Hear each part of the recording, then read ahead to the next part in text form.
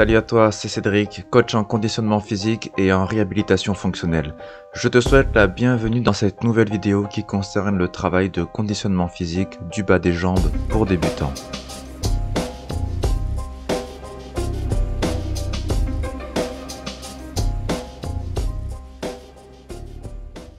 Les pieds et plus généralement le bas des jambes sont très sollicités dans tout mouvement utilisant les jambes.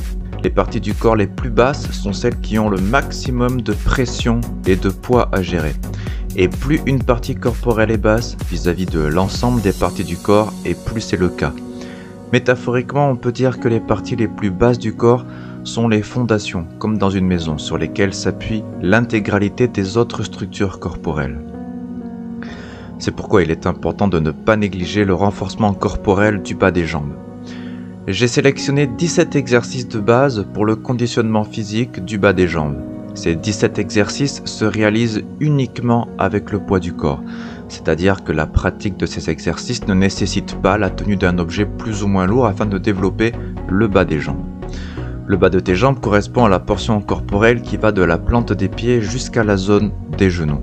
Aujourd'hui, je vais te présenter 4 exercices de cet ensemble de 17 mouvements de base. Ces 4 exercices sont parfaits pour tout pratiquant qui débute en conditionnement physique, mais aussi pour toute personne qui reprend une activité corporelle après une période de sédentarité plus ou moins longue. Un pratiquant régulier de niveau avancé peut également réaliser ces exercices en tant que pratique préliminaire, avant de faire des exercices plus avancés qui, eux, peuvent comporter l'ajout d'une charge additionnelle à l'aide d'haltères classiques ou de kettlebell par exemple. Ces 4 exercices vont solliciter diverses parties de chaque jambe, mais essentiellement les parties basses de chaque jambe. Ces 4 exercices vont fortement solliciter les triceps suraux qui se trouvent dans la zone du corps communément appelée les mollets.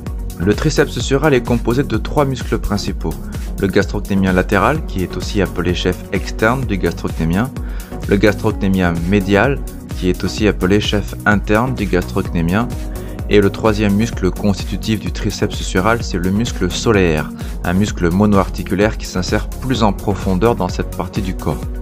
Le gastrocnémien latéral et le gastrocnémien médial, de par leur structure, ces deux muscles sont de nature polyarticulaire et sont souvent d'ailleurs appelés les muscles jumeaux.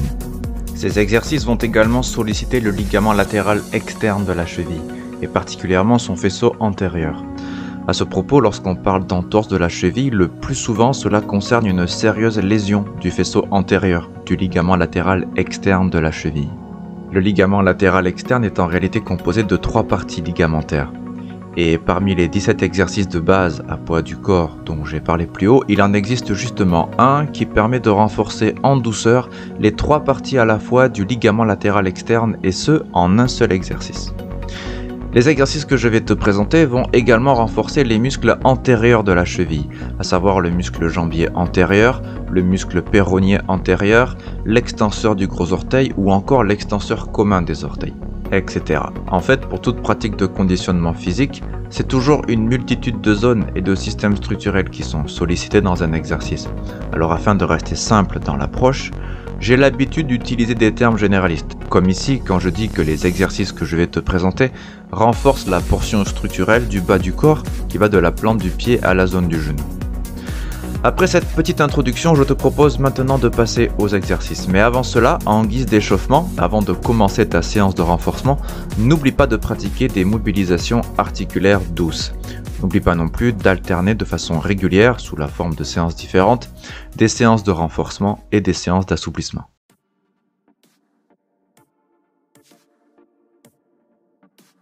Positionne-toi debout. Les genoux peuvent avoir une légère flexion. Les pieds sont joints, mais si cela est désagréable lorsque tu le pratiques pieds nus, tu peux laisser un très léger écart entre tes deux pieds, de sorte que tes deux pieds ne se touchent pas. Tu peux aussi réaliser l'exercice en écartant les pieds entre la largeur des hanches et des épaules, selon ce qui te convient. Une fois que tu es bien positionné, porte le poids de ton corps sur la base des orteils, puis lève les talons du sol, aussi haut que possible. Quand tu ne peux plus monter, repose les talons au sol en essayant de contrôler la descente. Une fois que les talons reposent au sol, porte le poids de ton corps sur tes talons, puis lève les orteils du sol, aussi haut que possible tant que cela n'est pas trop inconfortable pour toi. Quand tu ne peux plus monter, repose les orteils au sol en essayant de contrôler la descente. Ce mouvement ressemble au mouvement d'une chaise à bascule. Tu peux l'aborder d'une façon lente ou rapide, mais quel que soit ton niveau, je te recommande de l'aborder d'une façon plutôt lente, tranquille.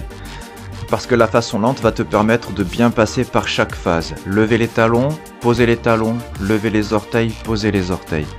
Et bien ressentir les 4 phases, l'une après l'autre, c'est le plus important dans cet exercice. Une variante consiste d'ailleurs à faire une mini-pause entre chaque phase afin d'annuler le mouvement d'inertie de la bascule dans le but de solliciter plus intensément chaque muscle travaillé. Tu peux expirer pendant chaque montée, c'est-à-dire pendant les phases concentriques. Tu peux inspirer pendant chaque descente, c'est-à-dire pendant les phases excentriques. La respiration doit être en phase avec le mouvement. Par conséquent, dans ce mode respiratoire, chaque phase d'inspiration ou d'expiration dure le même temps que le mouvement qui va avec. Respirer sur ce mode respiratoire peut ne pas être évident. Pour être à l'aise avec ce mode respiratoire, il convient donc de faire le mouvement très calmement et de faire une mini-pause entre chaque phase afin d'harmoniser le mouvement et la respiration. Une autre façon de respirer consiste à faire une inspiration durant l'intégralité des 4 phases du mouvement, puis de faire une expiration à nouveau durant l'intégralité des 4 phases du mouvement, ce qui signifie que tu réalises une respiration complète toutes les 2 respirations du mouvement complet. Tu peux aussi respirer d'une toute autre façon qui te convienne mieux.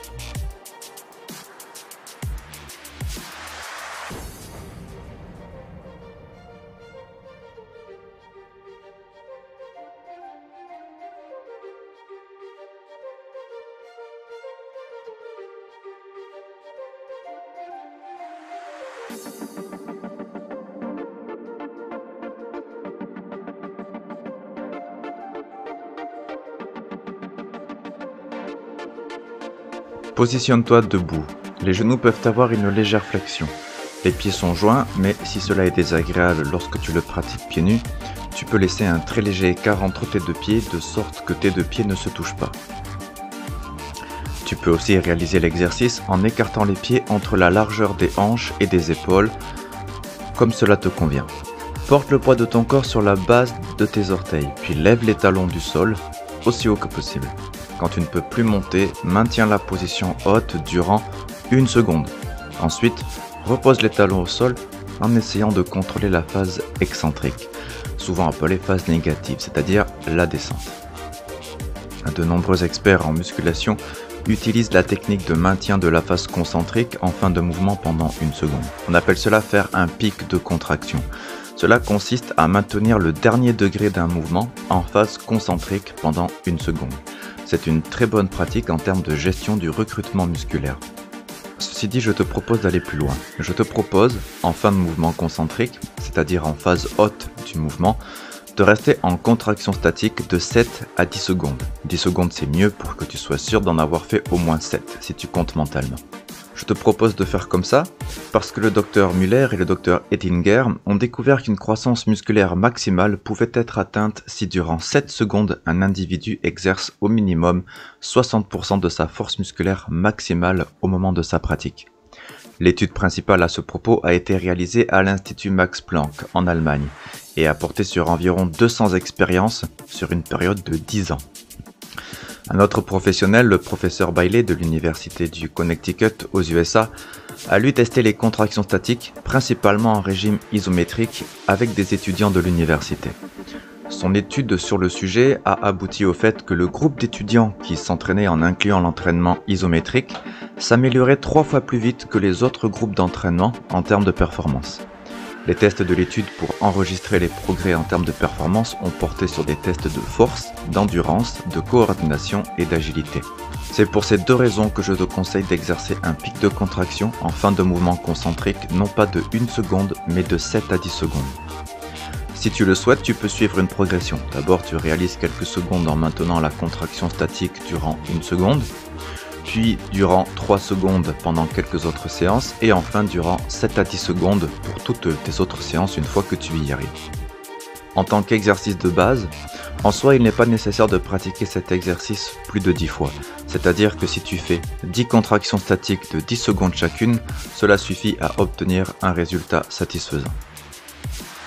Dans le 4e exercice, tu verras que dans la 3e et dans la 4e variante, on fusionne l'élévation verticale avec les contractions statiques. L'exercice est alors le même que celui-ci, car tu retrouves les mêmes phases qu'ici, à savoir lever les talons, garder la contraction statique, baisser les talons. Si je différencie les deux exercices, c'est parce que l'on peut faire les élévations verticales sans les contractions statiques. Mais si on les intègre, l'exercice est alors le même que celui-ci, à la différence qu'on ira au-delà de 10 répétitions. On visera les 30 répétitions car la contraction statique, dans le dernier exercice, n'est qu'un élément qui s'intègre à un mouvement dynamique en 2 phases qui lui se fait en au moins 30 répétitions. Positionne-toi debout dans une position naturelle. Les jambes ont un écart qui correspond à ce qu'il te convient pour marcher. Porte le poids de ton corps sur la base des orteils, puis lève les talons du sol, aussi haut que possible. Quand tu ne peux plus monter, marche. Marche sur la pointe des orteils. Tu peux commencer par marcher 10 secondes et augmenter de 10 secondes par séance jusqu'à être capable de marcher sur la pointe des orteils un minimum de 10 minutes de suite sans faire de pause. Tu peux aussi délimiter une distance de 10 mètres entre 2 repères et à chaque séance, tu rajoutes le franchissement de 10 mètres de plus en marchant sur la pointe des orteils. Tu peux rajouter 10 mètres à chaque séance jusqu'à être capable de marcher sur la pointe des orteils pendant un minimum de 10 minutes de suite sans faire de pause. Quand tu as fini l'exercice, repose les talons au sol en essayant de contrôler la descente. Je te recommande de marcher en ligne droite et une fois que tu es arrivé au repère de ton choix, de tourner dans le sens des aiguilles d'une montre pour changer de direction entre les 2 repères, et ainsi de suite.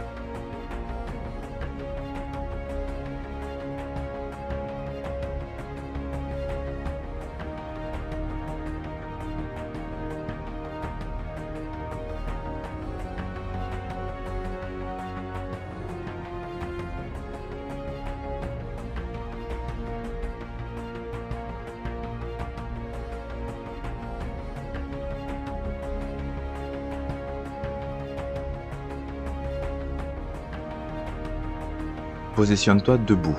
Les genoux peuvent avoir une légère flexion.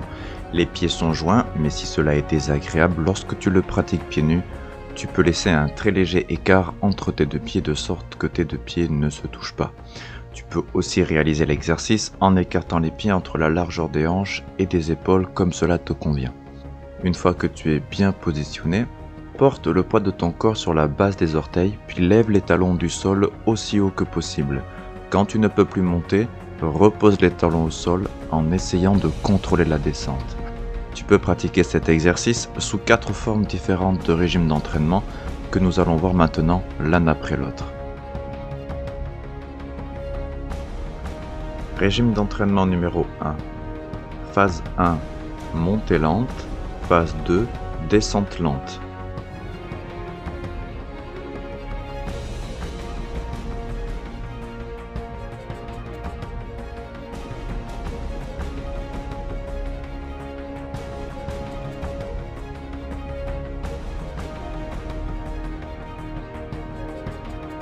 Régime d'entraînement numéro 2.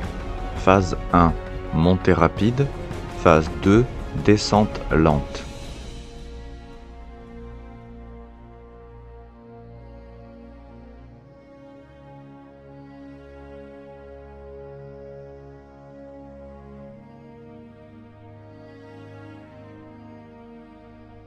Régime d'entraînement numéro 3.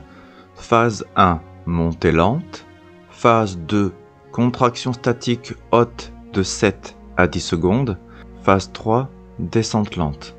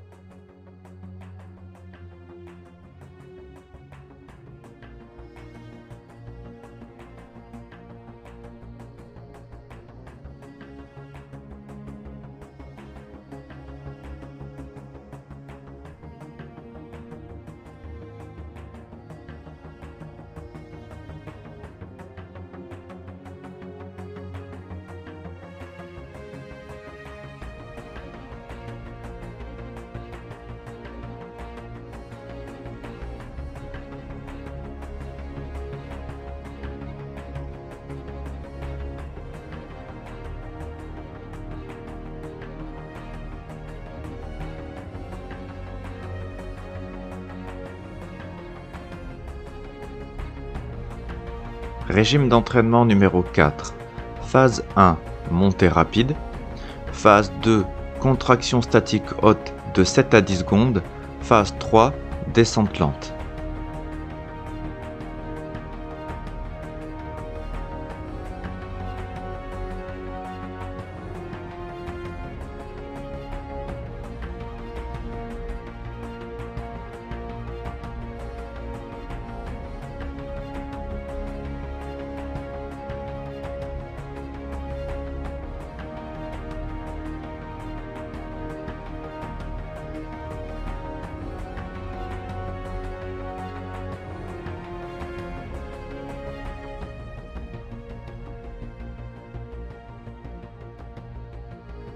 Les mollets sont sollicités tous les jours dans ta vie quotidienne, dès que tu te déplaces. Par conséquent, ils ont tendance à être relativement endurants. Il convient donc de privilégier des séries de longues répétitions. 30 répétitions par exercice, c'est très bien. Des séries courtes en termes de répétitions, c'est possible. Mais pour qu'elles produisent une certaine efficacité dans le développement du bas des jambes, elles doivent être réalisées avec des poids relativement importants.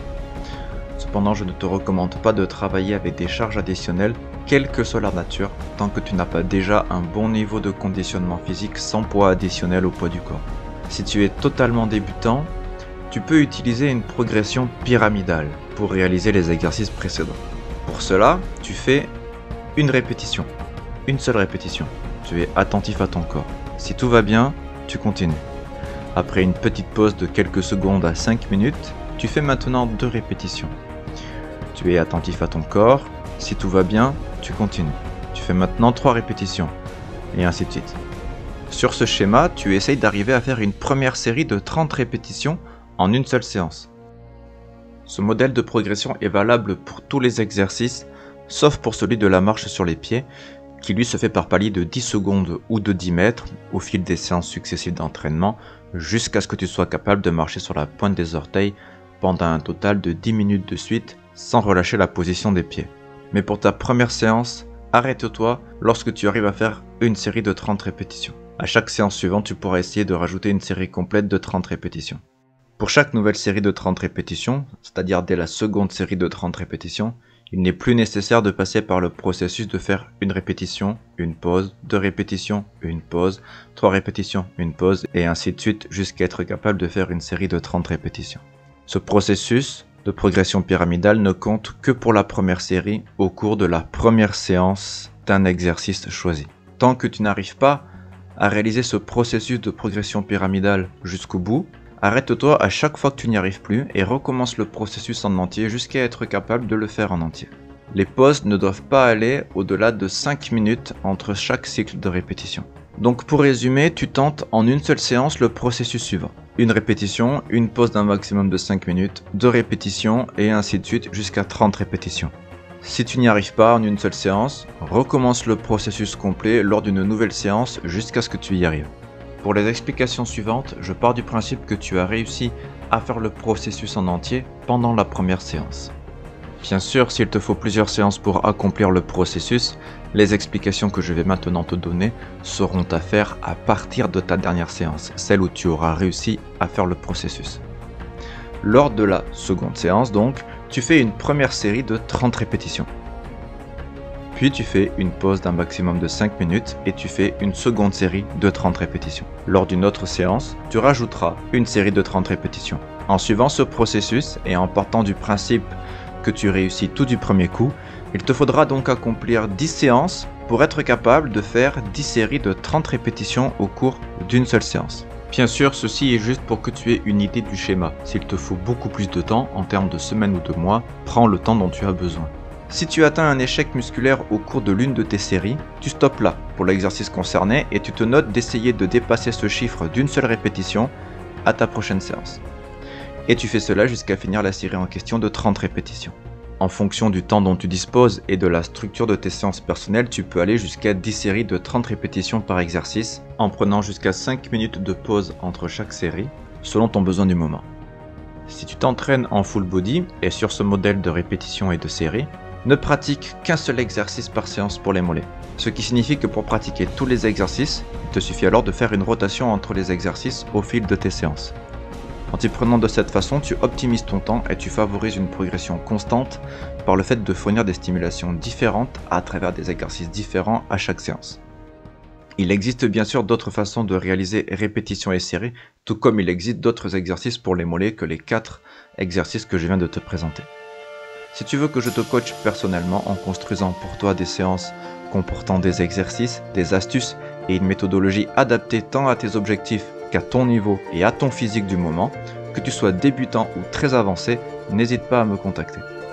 Et pour l'heure, je te dis à très bientôt dans une prochaine vidéo.